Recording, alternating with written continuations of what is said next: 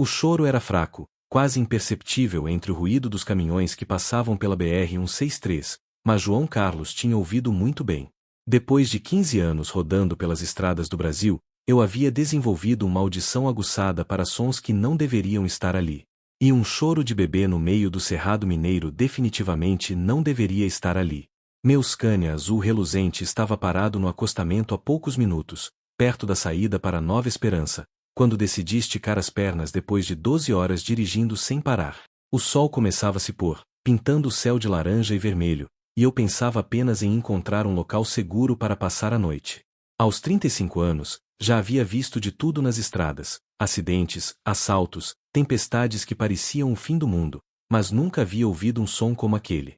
Segui o choro até uma moita de capim-gordura, onde encontrei algo que mudaria minha vida para sempre. Um bebê, não devia ter mais que alguns dias de vida, enrolado em um manto branco que já estava sujo de terra. O menino estava vermelho de tanto chorar, mas quando me viu, parou e me olhou com aqueles olhos escuros e profundos, como se me conhecesse desde sempre. Peguei a criança no colo sem pensar duas vezes. Era tão leve que por um momento pensei que fosse uma boneca, mas o calor do corpinho e aquela respiração acelerada me confirmaram que estava vivo. Olhei ao redor, procurando por alguém, algum sinal de quem poderia ter deixado aquela criança ali, mas só havia o cerrado silencioso e a estrada que se estendia até o horizonte. Minha primeira reação foi ligar para a polícia, mas quando peguei o celular, vi que não havia sinal naquela região. A torre de telefonia mais próxima ficava a 15 quilômetros dali. O bebê começou a chorar novamente, e eu senti uma angústia no peito que nunca havia experimentado antes. Aquela criança precisava de cuidados médicos urgentes, e eu era a única pessoa num raio de muitos quilômetros que poderia ajudá-la. Voltei correndo para o caminhão, carregando o bebê com todo cuidado. Dentro da cabine, improvisai uma espécie de berço com as toalhas que sempre carregava para o banho. O menino se acalmou um pouco, mas eu podia ver que estava fraco e desidratado. Precisava chegar logo a um hospital, mas a cidade mais próxima ficava a 40 quilômetros dali. Liguei o motor e saí em disparada pela BR-163, dirigindo mais rápido do que jamais havia dirigido com carga.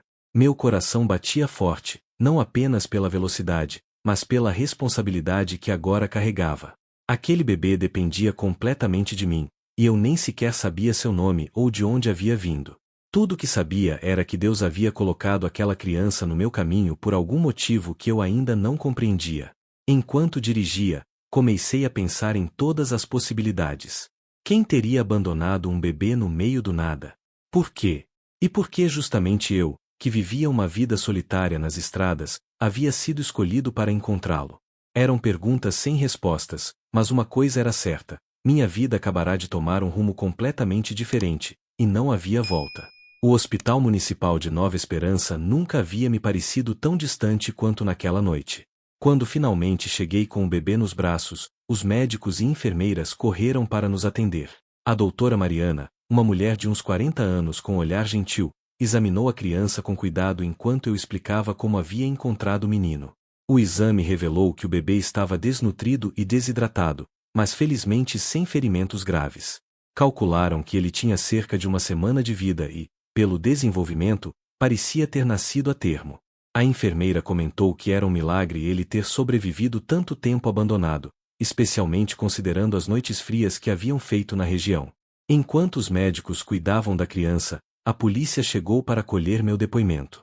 O delegado Antônio, um homem sério mas compreensivo, fez várias perguntas sobre as circunstâncias do encontro. Expliquei tudo detalhadamente, desde o momento em que ouvi o choro até a corrida desesperada para o hospital. Ele me assegurou que iniciariam uma investigação imediatamente para tentar localizar os pais ou responsáveis pelo bebê. O que mais me intrigava era o manto branco em que a criança estava envolvida. Era um tecido fino e delicado, como os que se usam em batizados, mas estava velho e desbotado. A enfermeira que o examinou comentou que parecia ter sido guardado por muito tempo, como uma relíquia de família. Aquilo só aumentava o mistério sobre a origem do bebê. Passei a noite inteira no hospital, recusando-me a sair antes de saber que a criança estava fora de perigo. Durante as longas horas de espera, comecei a sentir uma ligação estranha com aquele menino. Sempre havia levado uma vida independente, sem me apegar muito às pessoas ou lugares por onde passava. Meu mundo era a cabine do caminhão, a estrada e as entregas que tinha que fazer. Mas agora, olhando para aquele rosto pequeno e indefeso, sentia que algo havia mudado dentro de mim. O delegado me informou que, caso os pais não fossem encontrados, o bebê seria encaminhado para um abrigo de menores enquanto aguardasse adoção. A ideia me deixou inquieto. Aquela criança havia chegado à minha vida de forma tão improvável que eu começava a acreditar que não era coincidência. Talvez fosse parte de um plano maior, algo que eu ainda não conseguia compreender completamente. Na manhã seguinte, quando a doutora Mariana me disse que o bebê estava estável e fora de perigo, senti um alívio enorme. Ela também me informou que seria necessário dar um nome temporário à criança para os registros hospitalares. Sem pensar muito, sugere Miguel, o nome do meu avô, que havia sido caminhoneiro antes de mim e sempre dizia que os anjos protegem quem anda pelas estradas. A enfermeira-chefe me olhou com curiosidade quando eu disse que gostaria de acompanhar o caso de perto. Expliquei que me sentia responsável pelo menino e que, se fosse necessário, estaria disposto a cuidar dele temporariamente. Era uma decisão impulsiva, completamente fora do meu padrão de vida, mas sentia no coração que era a coisa certa a fazer. 3 dias depois de encontrar Miguel, minha vida já estava completamente virada do avesso. O delegado Antônio havia feito todos os procedimentos legais necessários, e por causa das circunstâncias especiais do caso, eu fui autorizado a ficar temporariamente com o bebê enquanto a investigação prosseguia. Era uma situação inédita, mas a assistente social reconheceu que eu havia salvado a vida da criança e demonstrava genuína preocupação com seu bem-estar. Tive que aprender rapidamente coisas que nunca imaginei que precisaria saber. Como trocar fraldas, preparar mamadeira, reconhecer quando o bebê estava com fome ou precisava dormir. A enfermeira Conceição, uma senhora experiente que trabalha há 30 anos no hospital, me deu um curso intensivo de cuidados infantis.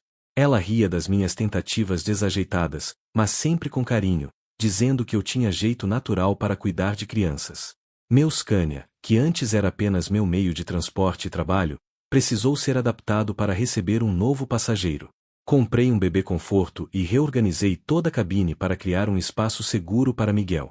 A cama que ficava na parte de trás virou um verdadeiro quarto de bebê móvel, com berço portátil, fraldas, mamadeiras e tudo mais que uma criança pudesse precisar.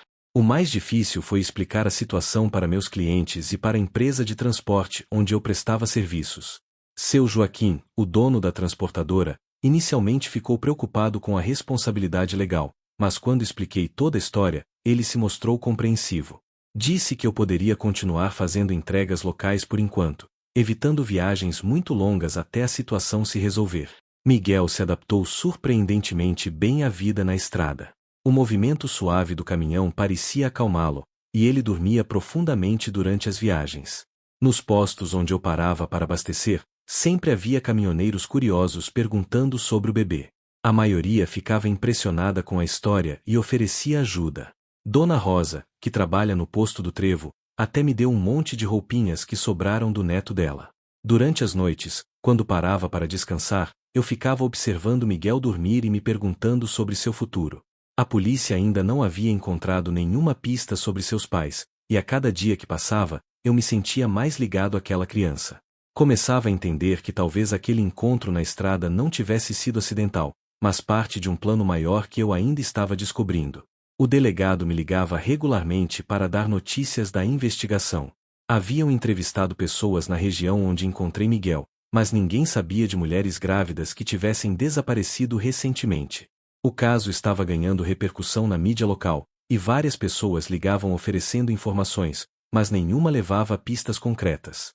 Uma tarde, enquanto Miguel dormia no bebê conforto e eu dirigia pela estrada que liga Nova Esperança a Uberaba, comecei a pensar seriamente na possibilidade de adotar o menino. Era uma ideia que me assustava e me emocionava ao mesmo tempo. Eu, que sempre havia vivido sozinho, de repente me via considerando a possibilidade de formar uma família. Era como se aquele bebê tivesse chegado para me mostrar um lado da vida que eu nem sabia que existia. Foi numa manhã de quinta-feira que tudo começou a ficar mais claro. Eu estava no posto do Almir, na BR-262, abastecendo o caminhão quando Miguel começou a chorar inconsolavelmente. Por mais que eu tentasse acalmá-lo, nada funcionava. O choro era diferente, mais agudo, e eu comecei a ficar preocupado que ele estivesse doente. Uma senhora que estava abastecendo um Corsa branco se aproximou e perguntou se eu precisava de ajuda. Ela se apresentou como irmã Catarina, freira da Congregação das Filhas da Caridade. Quando contei a história de como havia encontrado Miguel, ela ficou em silêncio por um momento, olhando fixamente para o bebê. Então, com lágrimas nos olhos, ela me disse algo que mudou completamente minha perspectiva sobre tudo o que estava acontecendo. A freira me contou que há 15 anos, ela havia trabalhado numa casa de apoio para mães solteiras em uma cidade próxima. Uma jovem de apenas 17 anos havia dado à luz um menino, mas por pressão da família, foi obrigada a entregar a criança para adoção. A menina chorou dias seguidos e repetia que um dia encontraria uma forma de devolver o filho ao lugar onde ele pertencia. O bebê havia sido adotado por uma família de São Paulo, mas a mãe nunca se conformou com a separação. Segundo a irmã Catarina, a jovem sempre dizia que embrulharia o filho no manto do batizado da família e o deixaria num lugar onde alguém de bom coração pudesse encontrá-lo. Era uma fantasia, uma forma de lidar com a dor da separação, mas agora, vendo Miguel envolto naquele manto branco, a freira começava a acreditar que talvez não fosse apenas fantasia. Ela me deu o nome da jovem, Aparecida Santos, e disse que a última notícia que teve era de que ela havia se mudado para Belo Horizonte, onde trabalhava como enfermeira. A irmã Catarina se ofereceu para me ajudar a encontrá-la, pois sentia que havia uma ligação entre as duas histórias. Miguel havia parado de chorar durante a conversa, como se entendesse que estávamos falando sobre algo importante relacionado a ele. Naquela mesma tarde, liguei para o delegado Antônio e passei todas as informações que a freira havia me dado. Ele ficou interessado na pista e prometeu investigar imediatamente. 2 horas depois, ele me ligou de volta com uma notícia que me deixou sem chão. Aparecida Santos havia dado entrada no hospital de Belo Horizonte 3 dias antes, em estado grave devido a complicações de um câncer que ela vinha escondendo há meses. O delegado explicou que, segundo os médicos, Aparecida estava internada em estado terminal e havia mencionado várias vezes um filho que havia perdido há 15 anos. Ela repetia que precisava encontrá-lo antes de morrer, mas os enfermeiros achavam que eram delírios causados pela medicação.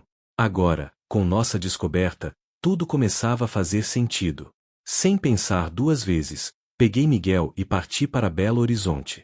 Era uma viagem de 4 horas, mas eu sentia que não podia esperar. Se aquela mulher era realmente a mãe do bebê, e se ela estava morrendo, eu precisava dar a ela a chance de se despedir do filho que havia procurado a vida inteira. Durante todo o caminho, olhei pelo retrovisor para Miguel, que dormia tranquilamente. Por mais que eu já tivesse me apegado àquela criança, sabia que se Aparecida fosse mesmo sua mãe, eu teria que fazer a coisa certa. O amor verdadeiro às vezes exige sacrifícios, e eu estava começando a entender que talvez meu papel nessa história fosse apenas ser o instrumento que reuniria mãe e filho no momento crucial. O Hospital das Clínicas de Belo Horizonte estava movimentado quando cheguei com Miguel nos braços. A enfermeira da recepção, depois de ouvir minha história e verificar as autorizações que o delegado havia providenciado, me levou até o quarto 315, na ala de oncologia. Meu coração batia forte, não só pela emoção, mas também pelo medo do que poderia encontrar. Aparecida Santos estava deitada na cama, muito magra e pálida, mas quando me viu entrando com o bebê, seus olhos se encheram de uma luz que eu nunca havia visto antes. Ela tentou se levantar, mas estava muito fraca. Com voz embargada, sussurrou o nome Miguel, como se já soubesse que era assim que eu havia chamado o menino. Naquele momento, todas as minhas dúvidas se desfizeram. Coloquei Miguel nos braços dela com todo cuidado. A reação foi imediata e emocionante. O bebê parou de se mexer e ficou olhando fixamente para Aparecida, como se a reconhecesse. Ela começou a chorar e a falar baixinho com ele, pedindo perdão por ter demorado tanto para encontrá-lo. Era uma cena que me fez entender que existem ligações que vão além da compreensão humana, vínculos que nem mesmo o tempo consegue quebrar. Aparecida me contou sua história entre lágrimas. Depois de entregar o primeiro filho para adoção aos 17 anos, ela nunca conseguiu ter outros filhos. Trabalhou como enfermeira a vida inteira, sempre cuidando de crianças, como uma forma de amenizar a dor da perda. Quando descobriu o câncer 6 meses atrás, sua única obsessão se tornou encontrar o filho que havia perdido. Ela havia contratado um detetive particular que conseguiu rastrear o paradeiro do menino. Descobriram que a família adotiva havia se mudado para os Estados Unidos quando ele tinha 5 anos, e lá o menino havia morrido num acidente de carro aos 10 anos de idade. A notícia foi devastadora para Aparecida, que entrou numa depressão profunda e decidiu que não valeria a pena lutar contra o câncer. Foi então que ela teve a ideia que mudaria tudo. Se não podia reencontrar o filho que havia perdido, pelo menos poderia dar uma chance para outro bebê ter uma vida melhor. Ela ficou sabendo através de uma colega enfermeira sobre uma adolescente que havia engravidado e planejava abandonar o bebê após o nascimento. Aparecida ofereceu ajuda médica durante o parto e, quando a menina confirmou que não queria ficar com a criança, ela viu uma oportunidade de realizar seu plano. Aparecida pegou Miguel recém-nascido, o envolveu no manto do batizado de sua família, uma peça que havia guardado durante todos esses anos esperando usar com o filho perdido, e o levou para a estrada. Ela queria deixá-lo num lugar onde alguém de bom coração pudesse encontrá-lo, alguém que daria o amor que ela não poderia mais oferecer. Por isso escolheu a BR-163, perto de Nova Esperança, porque sempre passou por ali quando visitava a tia em Campo Grande e sabia que era uma estrada movimentada. Depois de deixar Miguel, Aparecida voltou para Belo Horizonte com o coração partido, mas certa de que havia feito a coisa certa. O câncer avançou rapidamente, e ela foi internada poucos dias depois. Durante todo o tempo no hospital, ela orava para que alguém tivesse encontrado o bebê e que ele estivesse bem.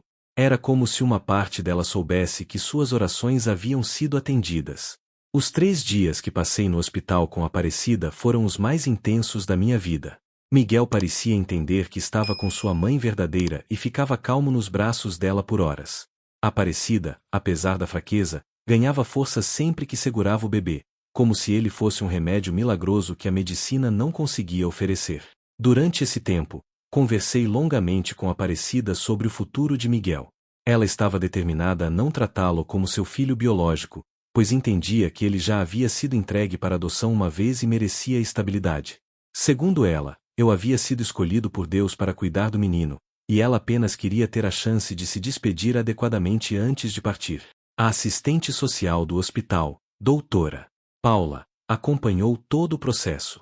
Ela ficou impressionada com a maturidade e determinação de Aparecida, que insistia em assinar todos os documentos necessários para que eu pudesse dar entrada no processo de adoção de Miguel. Era uma situação juridicamente complexa, mas Aparecida estava lúcida e consciente de suas decisões. No segundo dia, Aparecida me pediu para levá-la até a capela do hospital. Ela queria batizar Miguel antes de morrer. O padre João, capelão da instituição, realizou uma cerimônia simples mas muito emocionante. Aparecida escolheu Miguel Aparecido como nome completo, honrando tanto meu avô quanto ela mesma. Durante o batizado, ela segurou minha mão e disse que a partir daquele momento eu seria oficialmente o pai de Miguel em todos os sentidos. Foi nesse momento que comecei a entender completamente meu papel nessa história toda. Eu não era apenas alguém que havia encontrado um bebê abandonado na estrada. Era o homem que Deus havia escolhido para ser pai de Miguel. Toda a minha vida solitária nas estradas, toda a minha experiência cuidando apenas de mim mesmo, havia sido uma preparação para esse momento. Agora eu tinha uma missão muito maior do que simplesmente transportar cargas de um lugar para outro.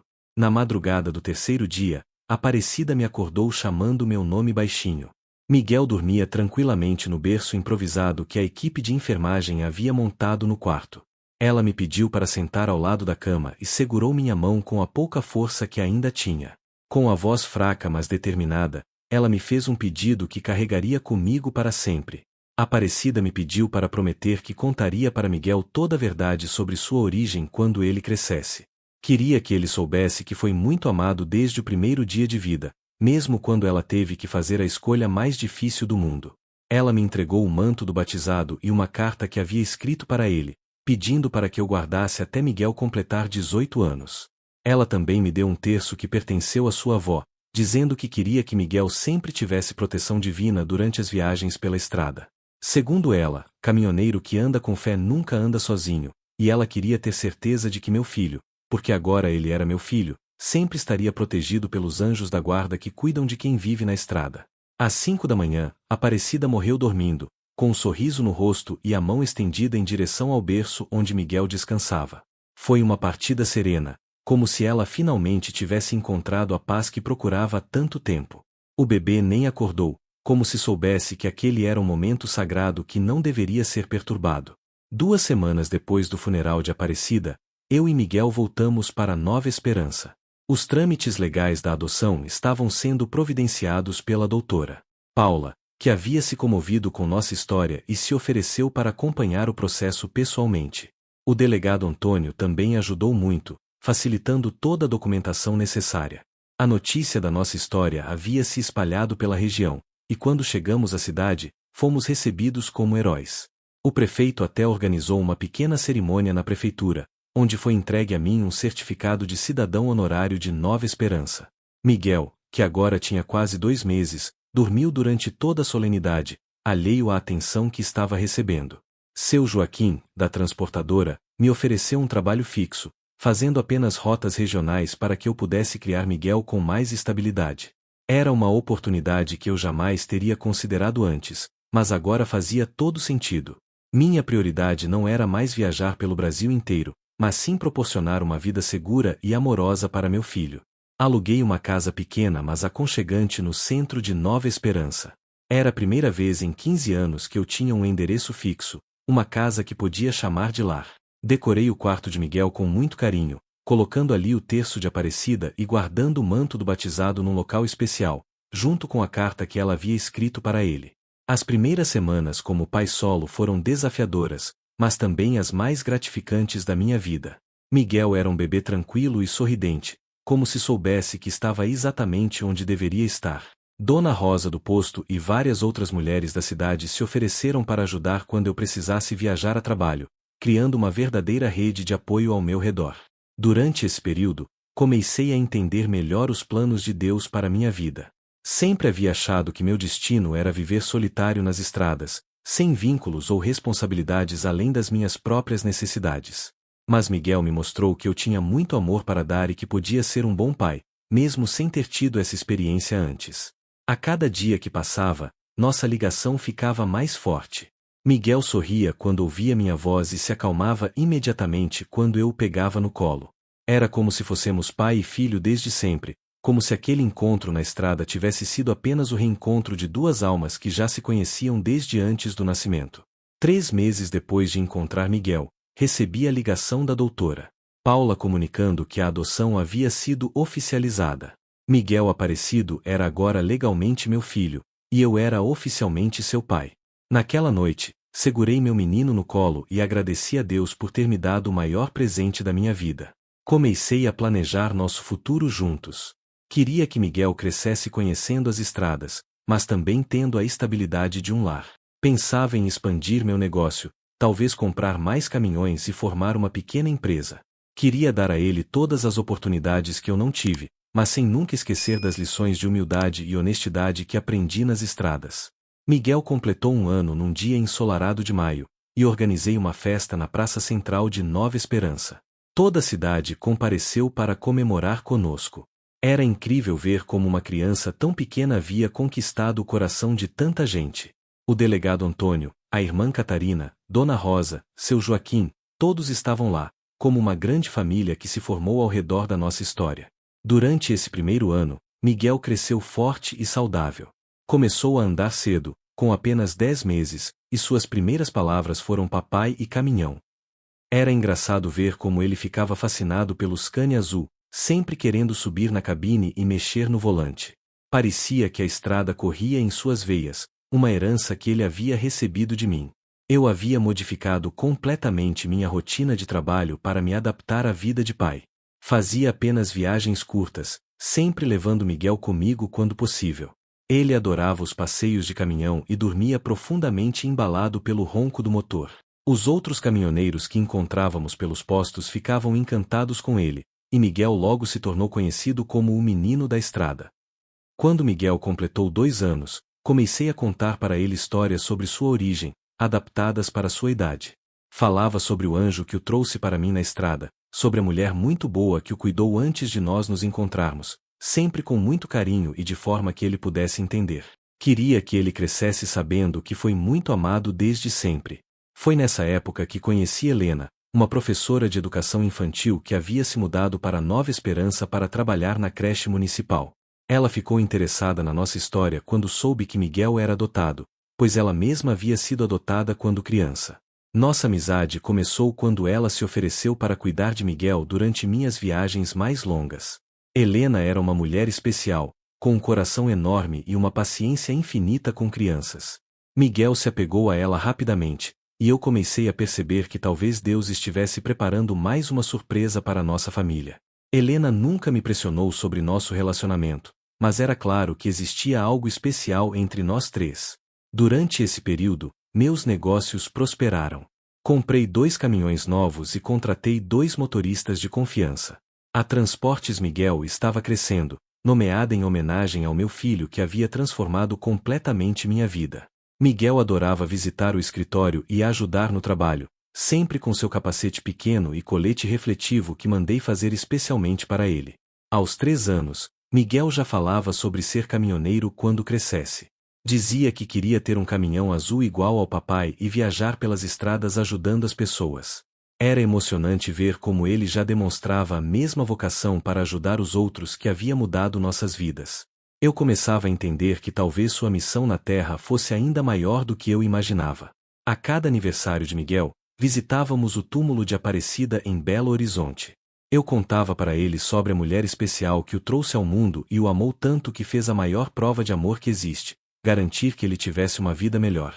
Miguel sempre levava flores e dizia obrigado baixinho, como se soubesse instintivamente que devia gratidão àquela mulher. Miguel estava com 5 anos quando aconteceu algo que provou definitivamente que nossa história tinha um propósito maior do que eu jamais imaginara. Era um domingo ensolarado, e decidimos fazer um passeio até a BR-163, no local exato onde eu o havia encontrado. Levamos Helena conosco, pois ela já era praticamente da família, embora ainda não tivéssemos oficializado nosso relacionamento. Quando chegamos ao local, Miguel pediu para descer do caminhão e ficou parado exatamente no ponto onde eu o havia encontrado 5 anos antes. Ele olhou ao redor com uma seriedade que não era comum em uma criança de sua idade, como se estivesse lembrando de algo muito importante. Então, ele segurou minha mão e disse que queria agradecer a Deus por ter me levado até ali naquele dia. Foi nesse momento que vimos um carro parado mais à frente, no acostamento, com um casal desesperado tentando fazer sinais para os carros que passavam. Corremos para ajudar e descobrimos que a esposa estava em trabalho de parto e eles não conseguiriam chegar ao hospital a tempo. O carro havia quebrado, e não havia sinal de celular naquela região. Helena, com sua experiência como educadora e primeiros socorros, imediatamente assumiu o controle da situação. Eu liguei o caminhão e fizemos uma corrida contra o tempo até o hospital de Nova Esperança, com a mulher deitada na cabine e Helena cuidando dela durante todo o trajeto. Miguel ficou quietinho no banco da frente, como se entendesse a gravidade da situação. Chegamos ao hospital exatamente a tempo. A criança nasceu saudável poucos minutos depois de nossa chegada, e os médicos disseram que se tivéssemos demorado mais 15 minutos, tanto a mãe quanto o bebê poderiam ter morrido. O casal, João Pedro e Mariana, ficaram eternamente gratos pela nossa ajuda e disseram que dariam ao filho o nome de Miguel, em homenagem ao menino que havia nos levado até eles. Naquele momento, entendi completamente o propósito da minha vida e da chegada de Miguel. Não era coincidência que ele tivesse sido encontrado exatamente naquele local da estrada. Era como se Deus tivesse plantado um anjo naquele lugar para que eu aprendesse a ajudar as pessoas que precisassem. Miguel havia me transformado de um caminhoneiro solitário em alguém que sempre estava pronto para estender a mão aos necessitados. Durante o caminho de volta para casa, Helena segurou minha mão e disse que queria fazer parte oficialmente da nossa família. Miguel, que havia observado tudo em silêncio, bateu palmas e disse que queria uma mamãe. Foi ali, na mesma estrada onde minha vida havia mudado 5 anos antes, que pedi Helena em casamento. Ela disse sim com lágrimas nos olhos, e Miguel gritou de alegria. 6 meses depois, nos casamos numa cerimônia simples na igreja de Nova Esperança. Miguel foi nosso pajem, orgulhoso no seu terninho azul, carregando as alianças com a seriedade de quem sabia que estava participando de algo muito importante. A irmã Catarina celebrou a cerimônia, e toda a cidade compareceu para nos abençoar. Nossa lua de mel foi uma viagem de caminhão pelos lugares mais bonitos de Minas Gerais, com Miguel sempre conosco. Ele adorou conhecer as montanhas, as cachoeiras e as cidades históricas. Durante uma parada em Ouro Preto, ele disse que quando crescesse, queria levar todas as crianças do mundo para conhecer lugares bonitos como aqueles. Era incrível ver como uma criança tão pequena já demonstrava um coração tão generoso. Quando voltamos da viagem, Helena estava grávida. Miguel ficou eufórico com a notícia de que ia ter um irmãozinho ou irmãzinha.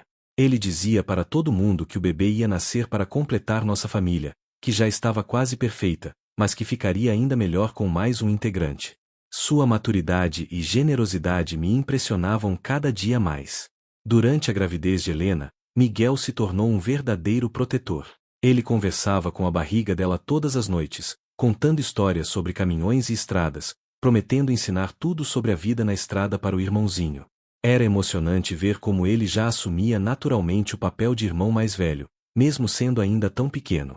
Ana Aparecida nasceu numa manhã de dezembro, exatamente 6 anos depois de eu encontrar Miguel na estrada. A escolha do nome foi uma homenagem à mulher que havia tornado tudo possível, e Miguel ficou orgulhoso quando soube que a irmãzinha levaria o nome da mulher anjo que o havia ajudado a chegar até nós. Helena teve um parto tranquilo, e quando coloquei Ana nos braços de Miguel pela primeira vez, vi nos olhos dele o mesmo amor incondicional que eu havia sentido naquele primeiro dia na estrada. Miguel, agora com 6 anos, assumiu o papel de irmão mais velho com uma responsabilidade que me deixava impressionado. Ele ajudava a trocar fraldas, fazia Ana rir com suas caretas engraçadas e sempre se oferecia para ajudar Helena com qualquer coisa que ela precisasse. Era como se ele soubesse instintivamente que família significa cuidar uns dos outros. A Transportes Miguel havia crescido consideravelmente. Agora tínhamos uma frota de 8 caminhões e 12 funcionários. Mas o mais importante era que nossa empresa havia se tornado conhecida na região não apenas pela qualidade do serviço, mas pela disposição de sempre ajudar quem precisasse. Meus motoristas haviam absorvido essa filosofia, e era comum recebermos ligações de pessoas agradecendo por alguma ajuda que nossos caminhoneiros haviam prestado na estrada. Miguel começou a frequentar a escola, onde rapidamente se tornou popular entre os colegas e querido pelas professoras. Ele sempre contava com orgulho a história de como havia sido encontrado na estrada e como isso havia mudado a vida de toda a nossa família. As outras crianças ficavam fascinadas com suas histórias de viagens de caminhão e aventuras na estrada. No seu 7º aniversário, Miguel me fez um pedido especial. Queria visitar todos os lugares onde havíamos ajudado pessoas durante esses anos. Organizamos uma viagem especial, levando Helena e Ana, visitando o hospital onde nasceu o pequeno Miguel, filho de João Pedro e Mariana, o posto da Dona Rosa, e finalmente o túmulo de Aparecida em Belo Horizonte. No cemitério, Miguel colocou flores no túmulo de Aparecida e disse uma oração que ele mesmo havia inventado, agradecendo por ela ter feito tudo dar certo para nossa família. Ana, que estava no colo de Helena, ficou quietinha durante toda a visita, como se soubesse que aquele era um momento sagrado. Ali, diante do túmulo da mulher que havia tornado tudo possível, senti que o círculo havia se fechado completamente. Durante a viagem de volta, Miguel me disse que quando crescesse, queria continuar ajudando as pessoas na estrada, mas de uma forma ainda maior. Ele queria criar uma fundação para ajudar crianças abandonadas, para que nenhuma delas ficasse sozinha como ele havia ficado naquele dia na BR-163. Era impressionante ver como uma criança tão nova já pensava em formas de retribuir o amor que havia recebido. Hoje, 10 anos depois daquele encontro que mudou minha vida, olho para minha família e entendo que fui abençoado muito além do que merecia. Miguel cresceu forte e generoso, sempre pronto para ajudar quem precisa. Ana, agora com 4 anos, já demonstra a mesma bondade do irmão mais velho. Helena é a esposa e mãe perfeita, que trouxe ainda mais amor e estabilidade para nossa casa. A Transportes Miguel continua crescendo, mas nossa missão vai muito além de transportar cargas. Criamos um programa de ajuda a famílias em dificuldades, e todos os nossos caminhões carregam um kit de primeiros socorros e suprimentos para emergências. Miguel, agora com 16 anos, já trabalha conosco nas férias escolares e sonha em expandir ainda mais nosso trabalho social. Às vezes, quando passo pela BR-163, no local onde encontrei Miguel, paro o caminhão e agradeço a Deus por ter me escolhido para ser parte desta história. Aquele choro fraco no meio do cerrado não foi apenas o som de um bebê precisando de ajuda, foi o chamado de Deus me convidando para uma vida muito maior do que eu jamais imaginara. Miguel não foi apenas uma criança que encontrei na estrada, ele foi o anjo que Deus enviou para me ensinar o verdadeiro significado do amor, da família e do propósito de vida. Nossa história continua sendo escrita a cada dia, a cada pessoa que ajudamos, a cada sorriso que conseguimos arrancar de alguém em dificuldades. E sei que, onde quer que esteja, Aparecida está orgulhosa do homem que Miguel está se tornando e da família que formamos. Afinal, o amor verdadeiro nunca morre, ele apenas se multiplica e se espalha, tocando corações e mudando vidas por onde passa. Se você chegou até aqui e quer ver mais histórias como esta, Convido você a se inscrever no canal e ativar o sininho para não perder nenhuma história. Deixe um like para que possamos continuar compartilhando mais histórias como esta. Até a próxima!